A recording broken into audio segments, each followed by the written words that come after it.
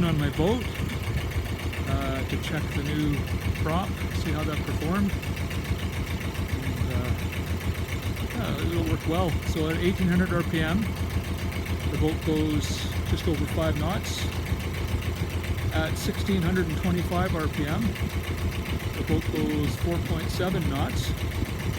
And at maximum RPM, 2800, the boat goes 6.5 knots. And that's, it doesn't feel like it's pushing it. The engine sounds good, but I think most of the time I'd probably run it at about 1800 RPM or maybe 2000. Whatever seems comfortable. But everything's working as planned, except to keep up the work. It's looking in ship shape.